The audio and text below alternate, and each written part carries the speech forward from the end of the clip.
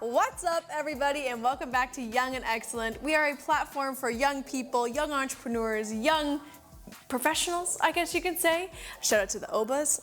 And we definitely love to dive into stories about all things young and excellent. So feel free to come on the show. Feel free to like and subscribe. Feel free to enjoy, because we definitely do. So enjoy. Speaking of excellent, we want to give a huge shout out to our amazing sponsor, the Sarnia Journal. Thank you for uplifting our voices and giving us this fantastic opportunity. Make sure to like and subscribe to them as well, and subscribe to their daily email blast. They keep you in the know, and I think it's good to be in the know, you know? So on today's episode, we have a very special, amazing guest. His name is Santiago. He is a financial planner in Petrolia, but he works all across Ontario. We get into fantastic conversations about life's purpose and what we do with our life matters and how you follow your intuition, as well as, of course, finances, the golden thing that nobody likes to talk about, but we're going to talk about it because it's important to know and it's important to be educated. And Santiago shares all of his insights, and I can't wait for you guys to watch this or listen to it. So enjoy.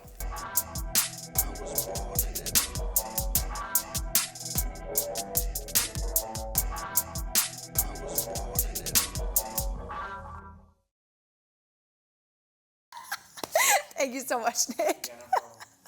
Well, welcome to the show. It's fantastic to have you on. Thank you for having me. We were already getting into like such a good discussion right before we pressed play or record, whatever cool people say when they say record. I almost said play because that's just who I am. But yeah, I love what we were getting into, so I'd love to like throw it back to that. Sure. As I asked you if you like sports. Yeah. Yeah. And I said I grew up playing soccer because I was born in Colombia, and they say soccer is the religion of Colombia. You know what, that's really fair. So I have pictures of me at 2 years old with a soccer ball, and so I don't ever not remember playing soccer. And then we moved when I was 5 years old to Los Angeles because the situation in Colombia got a bit tough, but then I grew up in Los Angeles and then moved to London, Ontario, and went to university there, met my wife there. She's from Petrolia, so ended up moving to Petrolia. Wow, what a journey. So to go from Colombia to LA, then to London, and then Petrolia. Like, how was that for you? Because that's like, that's a huge shift. Yeah, I honestly love it. I feel like it was not, I guess, I don't know how to describe it, but I didn't know what I was looking for. I was just moving wherever the relationships took me. Yeah. And especially from London to Petrolia, I think from Colombia to LA, you know, my parents were leading that, and then LA to London, that was also them. But I actually felt like I appreciated the smaller city feel. So even as I was growing up, Los Angeles was really, really hectic, and it was only imagine. Yeah, such a bull of a city. And so when we moved to London, I immediately felt like the schools, the kids were so much nicer, and just in general the vibe was much more relaxed, and so I actually really appreciated that. And then once I went to Petrolia, it was garage sale day that I went to meet my... that's a good day to go. Yeah, okay. my in-laws, or my future in-laws at the time, and everybody knew each other. And I was like, oh my gosh, that's so cool. It's kind of like the Truman Show a little bit. Yeah, it really is. It's like almost surreal. Like you're in it, Yeah, it's like, is this real, or does everybody genuinely know each other? And so yeah, I met actually one of my wife's really good friends was the manager at Scotiabank at the time, and I was working at TD, and she said, hey, if you ever want to move to this area, we have an opening, and I'd love to interview you. Wow. So it literally just kind of fell into place. I also want to touch on the fact that you said that you just let the relationships guide you. That must have took a lot of bravery and a lot of like trust. Yeah, for sure. I've always been very much a relationship person. Like I find that the most important thing is, and I've come to learn this more consciously, but I even feel when I was younger, like surrounding yourself with the right people is more important than anything else. So I always try to find the people who I have good value alignment with, and it's good to have disagreement too, but if you have completely different values, but you're both open-minded and you can find overlap on that,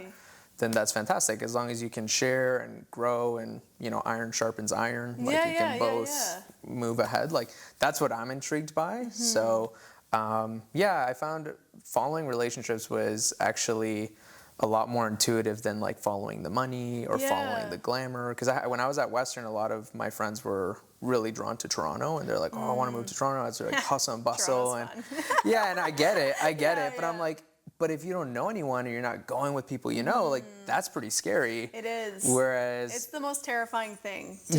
I bet. And my brother did that. He moved to San Francisco when he graduated, not knowing anybody there, and he made a lot of friends, and he loves it. But I really admire that because I'm like, I'm going where I know people I can trust, and I've built bridges and, connections. I think that's so fantastic because I'm actually the opposite. Yeah. So I am guided by opportunity. And so I put a lot of trust into that. And I'm like, the right people will follow me. That's how I see it. That's fair. And so, because I was at 17, moved to Toronto by myself. Okay, there you go. University. So I'm like listening to you. I'm like, that is so cool though, because I would have never thought to be guided by relationships because I think as a young woman, you're taught not to do that because you're like, don't sacrifice yourself for a man, don't sacrifice your future. Right. And then so for you to have such a beautiful way of living, because I think that is beautiful. I really do. No, I appreciate that. And so trusting and the fact that it worked out for you, that's amazing. Kudos. Yeah. Kudos, honestly. So your background is in finance then. Yeah. You said Scotiabank. So you're no longer at Scotiabank though. No, not for almost 6 years now. So I started with the bank. I was actually going to university for criminology. I wanted to do law enforcement, be a detective. And I talked to a lot of police officers that were in my circles, and they said, you can't really get hired until mid to late 20s anyway. Yeah. So they said, go find the highest trust job you can get. And so I said, okay, what does that look like? And they said, well, banking is not bad because you're moving hundreds of thousands of dollars, and so if you can show that you can do that, that's a pretty good resume piece. Yeah. So I said, okay. So I went and I applied. I got the job while I was at Western. And through that, I was able to talk to a lot more RCMP, OPP, municipal police, even detectives.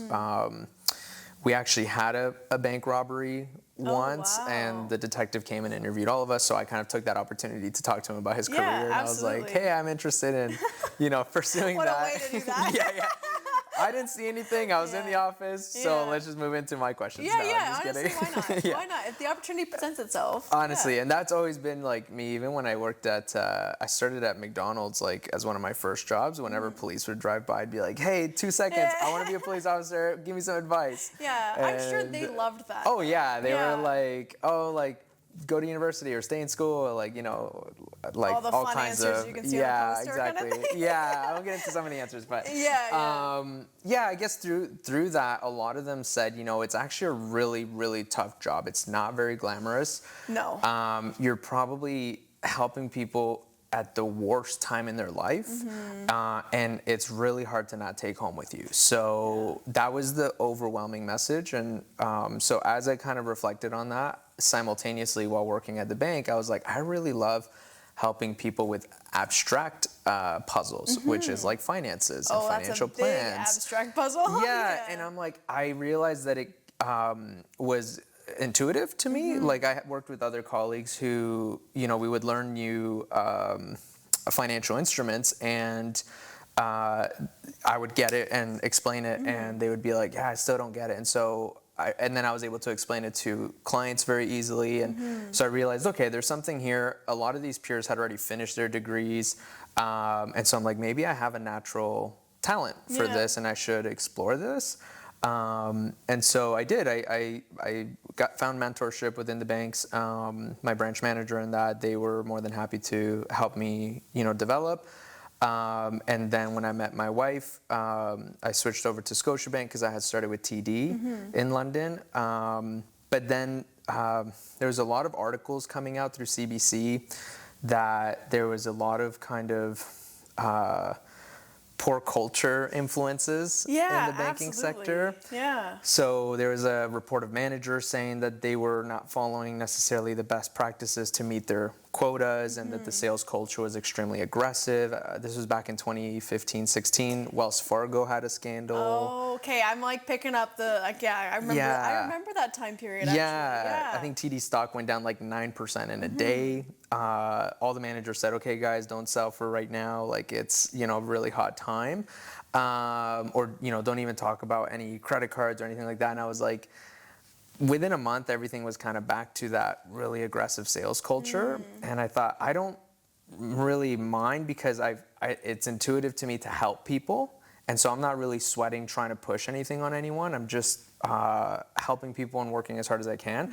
But I didn't like that the overall environment was like very shareholder driven, very quarterly driven, very rigid, very like banker culture, very corporate. Exactly. And it was like, I wish I could do finances in a different culture. Like that's kind of was the inception of my career dream. And all through this, I kept getting promotions, which was great. And my mentality was always, I'll take this promotion so I can save more money and then be ready to go become a police officer. Like I was still just kind of thinking of this as my plan B.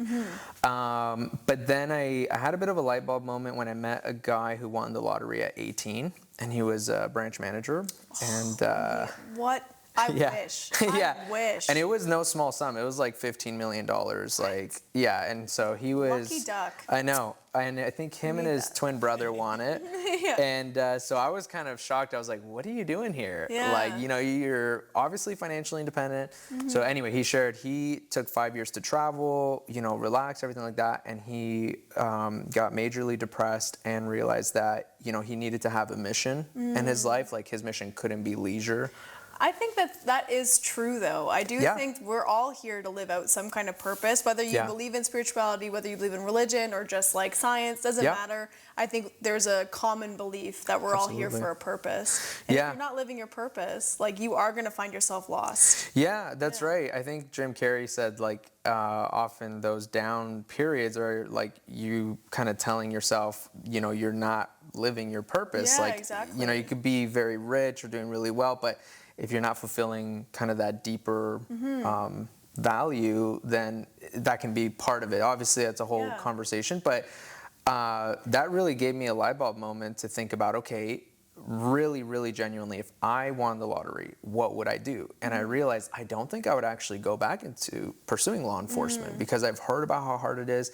I was engaged at that point now. I was like, I know how much of a burden that could be on your partner, like coming home after seeing, so much stuff. And I thought, I really wanted to pursue that because I thought it was pretty glamorous, pretty, I don't know, intense, cool. And you're helping people in very, very tough times. But maybe that's not, my calling, because another part of it was I knew that it was a really well-paying job. So I was kind of like realizing that's a pretty big factor, knowing that law enforcement gets paid really well. And maybe that's not the right motivation then, if that's such a heavy factor that if I won the lottery, I would no longer pursue it. Yeah, I agree with that. I don't think money should be the biggest factor. Money should always be included in your thought process just because of the life you want to build, how you're going to get there. And unfortunately, money is the forepoint of that, For sure. But at the same time, I agree with you. It shouldn't be the motivator. Yeah. And so asking that question, okay, I won the lottery. What do I do now? And like my gut was like, I want to go be a police officer. Then it's like, maybe I should listen to that, right? So I realized maybe I should pursue what I'm really enjoying, which is helping people with their finances, bringing peace of mind. Like there's something so awesome about, I kind of have seen it more relate to like even personal training, like with finances, where someone comes in and they're not in the best financial shape. And they're like, I'd really love to be in this shape. And you can put a workout routine, you can put, a meal plan, let's say, for their finances and educate them. And then by the third or fourth meeting, they're like, oh my gosh, I'm so glad I did this. Like, this has changed everything. I know exactly where I'm going now. That to me is the most rewarding part of what I do. Like all the knowledge, all the information, all the strategies, that's only as valuable as it is impactful in people's lives. So I realized I wish I could do that in an environment that was values driven, not profit driven. But I don't know if that exists. So I kind of started doing some research. I learned about credit unions. I had someone who started with the bank and then quit like 3 months later. I reached out to them. I was like, hey, what happened? He said, well, I'm coming from the credit union. They're a member-owned organization. The culture is just so different. Like you guys work like, you're making $250,000, but you're not. Meaning like we would work super intensely at the bank, and like have to be there early, stay late, and stay into evenings making calls. Like as the assumption, like not with any additional pay. It was just the culture. It was like, absolutely. And that's not just only in that sector. Like in so many sectors, that's how it is. And like you're expected to give your life basically to your workplace. Yeah. And I feel like our generation, like I would say 40 and under, is like completely changing the landscape of that. Yeah. Completely. And we're turning it on its head, and we're taking sick days, we're taking vacations. We're saying, no, we clocked it at this time, we clock it at that time. That's what our contract says. Yeah, and that's I'm right. really proud of this movement that's happening within the workplace. Absolutely. Because what you're describing is not ethical. No, that's right. Okay. Absolutely. No. Absolutely. So and this is all, you can find this information, but even when I was at TD, there was a class act that settled because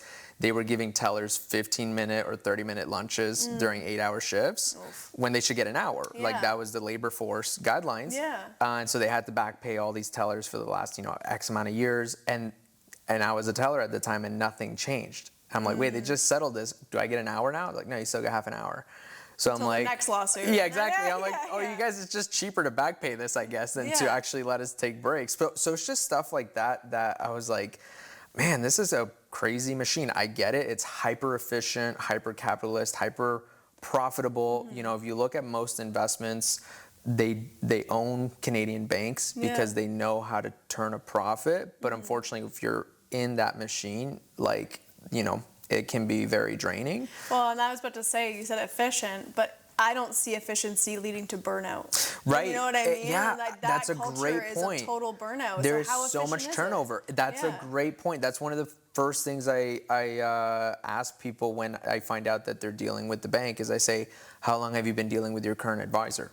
And usually they're like, oh, a year, because the last person left and I had them for 2 years. And then and it's like, okay, is that something that you really want to be doing, is, having to deal with a new person every couple of years? Or would you like to actually deal with someone who is maybe driving the bus a little more? So that's, I think, where when I learned about the credit unions, they're instead of having a shareholder group owning the shares and kind of holding the company accountable to the profits, the members, which are the clients, are the shareholders. So now they elect a board of directors that leads the CEO into what direction the credit union is going to act on, and so it's still to be profitable, but in a way that keeps the clients as the end goal as well, not just the means. Which is nice. It's night and day. So the culture, I sent my resume out to all the local credit unions. I got a job as a wealth manager, left the bank, did that for a year, loved the culture. Unfortunately, it was just a mat leave cover, so they didn't have a spot for me when that finished up. But Providence had it that cooperators called me like the week after I finished that contract. I just switched my LinkedIn, status, not interested, interested, and I got a call and they said, hey, we have a opportunity that is cooperative structured. So it's credit union, same idea. We're owned by member organizations. So like the OFA is a member owner. Different organizations are member owners, so we're still accountable in the same way.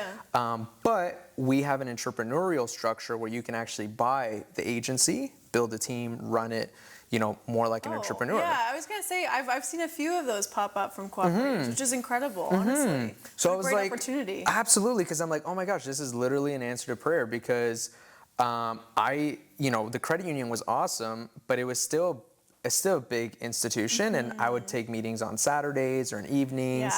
And you get to an age where you're like, no more. No more weekends. For me. Well, and you know what though? That wasn't even their expectation. That was just me, like being very driven. And wanting to help people. And I would talk to Susie, and she's like, oh, I can't meet until the evening. I'm like, well, that shouldn't prevent you from getting advice. So 100%. I'll go meet you, right? It's about equity and making sure that that's at the forefront. If most people are working 9 to 5. So if our hours are only 9 to 5, like that excludes a lot of people. Absolutely. So I was taking those meetings and I was doing really, really good work. And I was just kind of getting a pat on the back, which I was like, okay, but like, you know, I'd like this to reflect somehow. Like, so that's where I Yeah. was saying finding that balance. Like the bank is hyper performance. Yeah. And then I just felt that the credit union was maybe not quite adjusted to acknowledge Yeah, if you don't feel like you're valued, then why are you going to do the work? the overachievers. Yeah, Exactly. yeah, exactly. It was I like, get okay, that. then I might as well just do 9 to 5. But then when Co-op called me and they said, hey, this is entrepreneurial, you own the book, you buy the book, and then when you retire, we buy it back. It's like, okay, taking those Saturday meetings, those evening meetings, in balance with my work life, you know, situation in a way that is not expected but is available. Sounds almost too good to be true, and it's cooperative. Yeah. And they finance the purchase. It was just like all these things that it was like, It oh makes my it gosh, this is easier perfect. to buy into it. Yeah, exactly. As a young person, I'm like, if you wanted to buy a book of financial services business, you have to, you know, you're looking at anywhere from $200,000 to $400,000 down payment to buy a decent, okay sized book. Yeah. So anyway, it was just unachievable. So I thought that was always kind of the developed into the goal. It's like I'd love to eventually own my own business.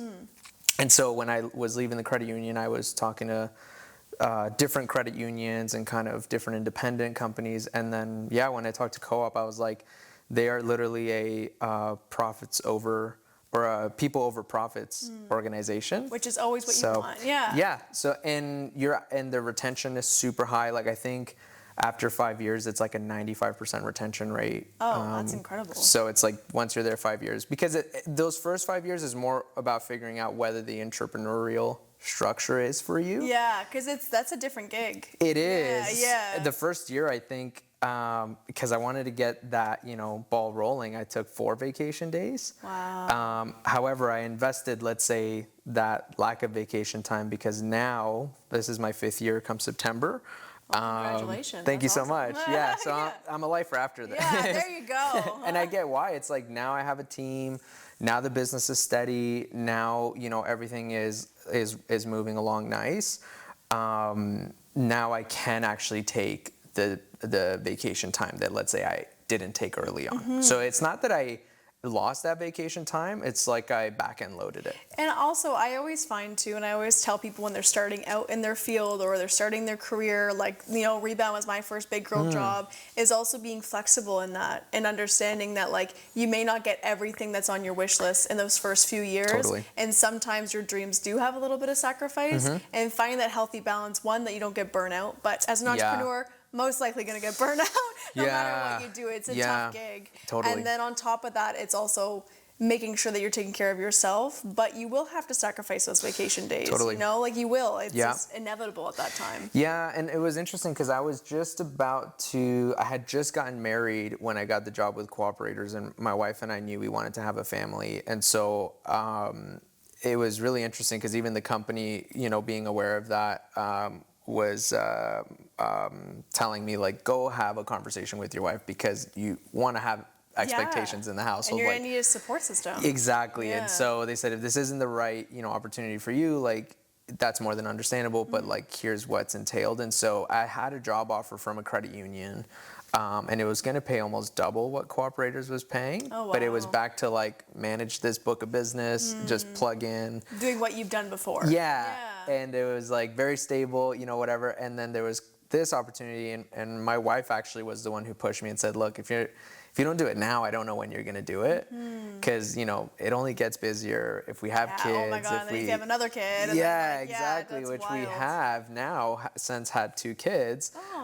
It's like, but now we have that flexibility. You know, at that time, you know, I was able to dedicate like 2 years of just working, you know, fully dedicated to that. Yeah. Sorry, how old are your kids? So my daughter's 3 years old. She turns 3 today. Happy birthday. And then our other one is 4 months old. Wow. So, newborn. Yeah, that's right. That's always a fun time. Yeah. How are you doing? Good. That's Good. Yeah, it's been really good. The first one, when we had the first one, our team wasn't fully set up, so I was still like logging in at midnight to answer emails and process trades. But now we have the team fully set up. For our second one, though, my associate Jesse had baby at the same time. Oh, geez. So unfortunately, we were both kind of off and like trying to do pat leave at the same time. Yeah. So I was like still clocking in at midnight to do some stuff. Wow, but good it was for you. yeah. I mean, it's I guess it's like that's the privilege that you have as the business owner is you don't actually get a leave through EI. Like you can opt into it, but it's very difficult to actually get something. Absolutely. So I see it as like, okay, if this, let's say, responsibility is part of the privilege, then I need to make sure that when I have the opportunity to take time off that I actually do. Yeah, absolutely. Because it's actually very easy to just power through and keep working because you're working on your own business. The workaholic life, no matter how it looks, isn't healthy for you. That's right, in the long run and for your relationships. And that's what I've also learned from a lot of really successful advisors is they said, like, you don't want your kids to be 15 when you start to get to know them, like, because it can happen very quickly. So just go home. Especially in Sarnia culture, like this area, like that's a very common thing for the guys in the trades and finance and insurance. Like we have a lot of blue collar jobs that almost lead a life of that. And there's nothing wrong with it if that's your choice and your partner is okay with it. But it's definitely, if you're a family man and you value relationships, don't live a life like that. If you have the choice, then maybe choose to provide, let's say, like that's the thing is I think that everybody wants to provide for their family and that's a good thing, but sometimes you might be thinking that there's a crossover point where it's no longer necessary, and it's like the person who's like, I want to provide 4 vacations so I'm going to be completely absent from my house. It's like maybe providing the one and being home for a couple months would be better than the 4 vacations. And not everybody has that luxury, but that's where I've kind of learned, like, you can always pursue more. So at what point throughout the year, you have to set your own kind of internal goals where it's like, I also want to keep in balance to not give into leisure because I believe that to be a good steward of the opportunity that I have, the education that I have,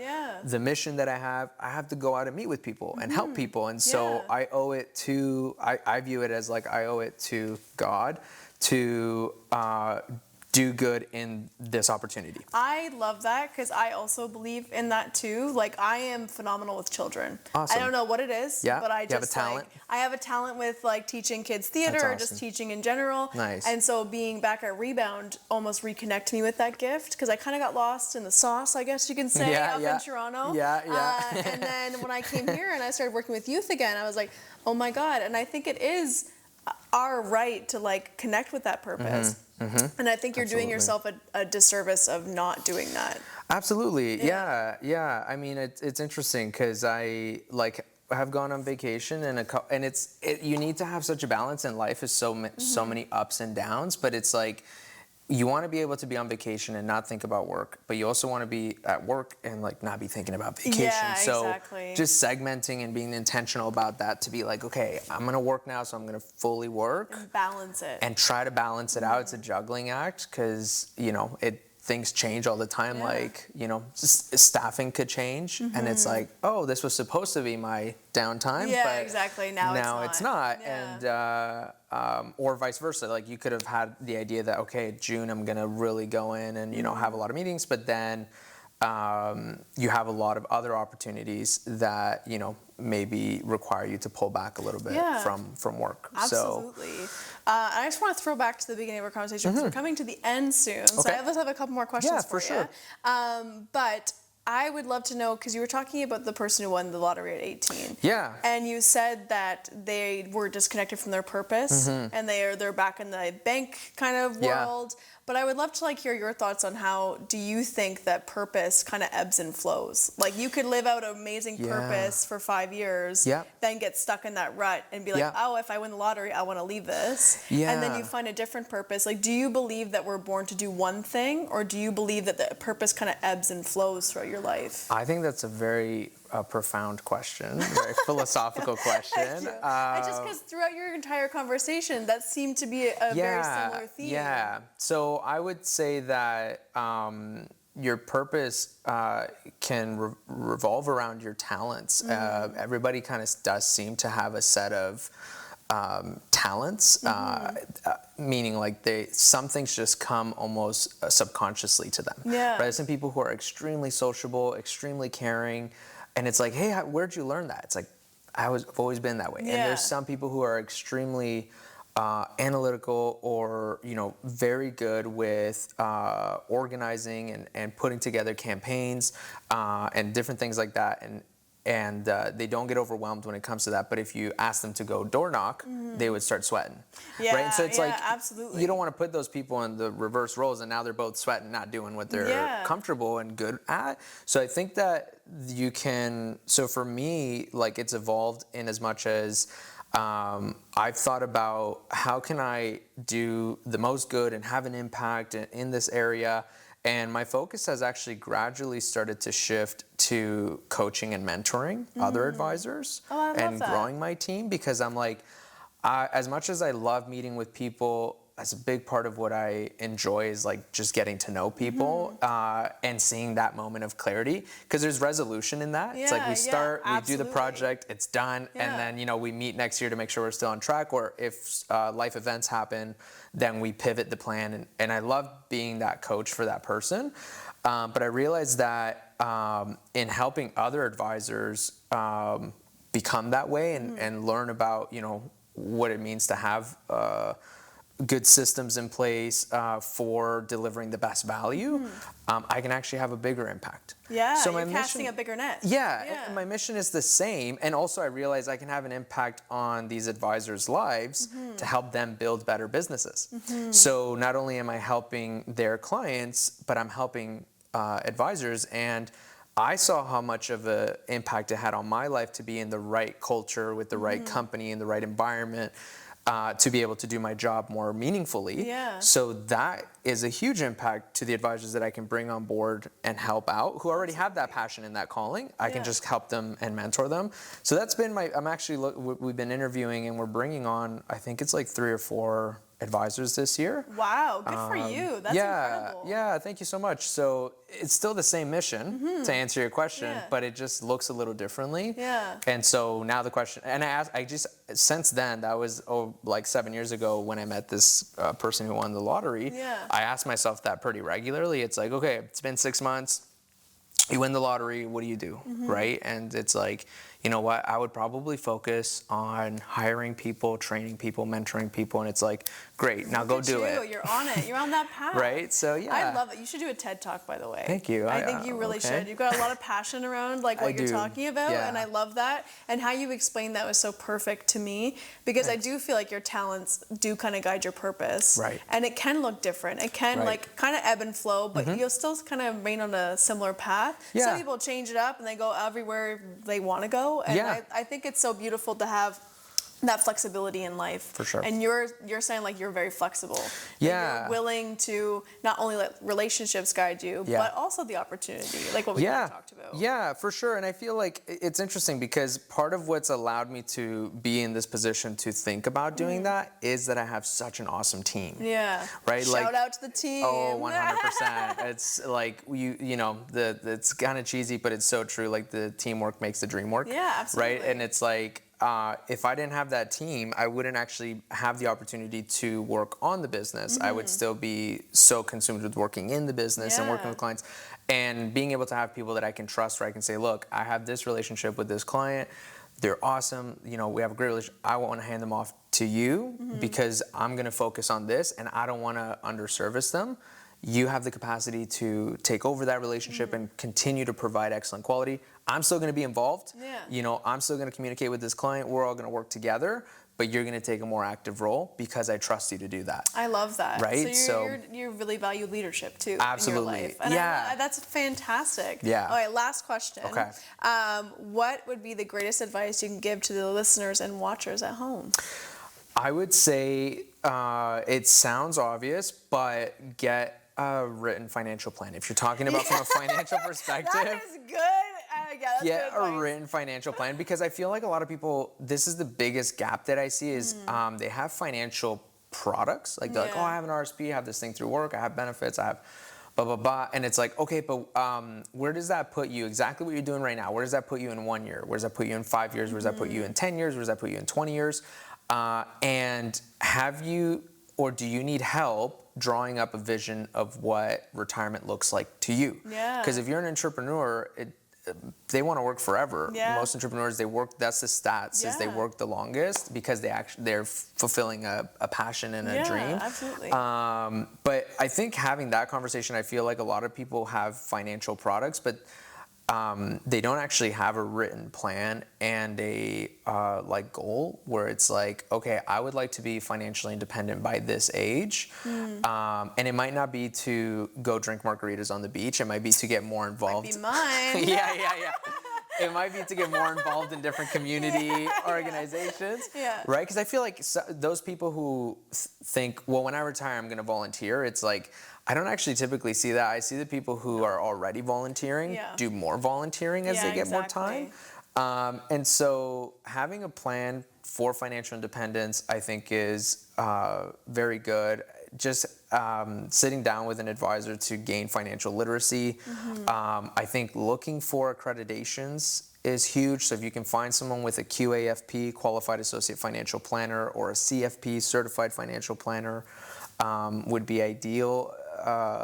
Professional Financial Advisor, PFA even, would be good. I'm like mentally writing all this down. Yeah, but CFP is the gold standard. If you can find someone with a CFP who's willing to mentor you, talk to you, take you on, help you write a plan, figure things out, it's like invaluable, and it can remove a lot of the stress around thinking about money. I find a lot of people are very stressed when they think about money. Yeah. And I think it just comes from like, I don't remember hearing insurance in school a single time. No. I don't remember hearing, mutual funds, investments, anything like that. Nothing. So I feel like my first meeting with most clients is just like education. Here's what a financial planner does. What's keeping you up at night, like tons of things. Yeah. Financially, I always have to qualify. If I can help you with anything financially, It's like financially, I'm here for you. I'm not a therapist. I'm financially. Moving. Oh my gosh, yeah, that's right. Well, I have the situation. They get into it's like no. So the financial aspect. Maybe I can help you. Well, where can we find you then? So I own the cooperators in Petrolia. So I'm on Oil Heritage Road. That's our physical location. We have meetings there, but I have clients all over the place. Having grown up in London, I go to London to have some meetings with some clients there. Nice. And wherever the relationships take me, like I even recently had a client who's an accountant who had a client in Tavistock who their advisor left and they needed help, so he introduced me because he's like, here's someone I trust who I know is gonna do what's right for you. Tavistock's like 3 hours from here, so I drove out there, met at their kitchen table, took care of them.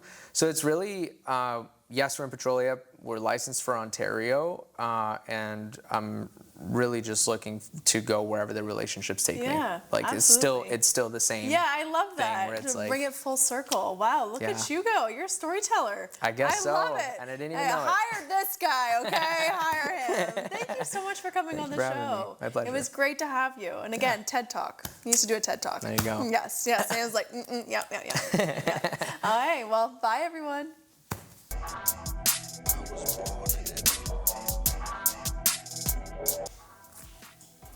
Finger guns, always.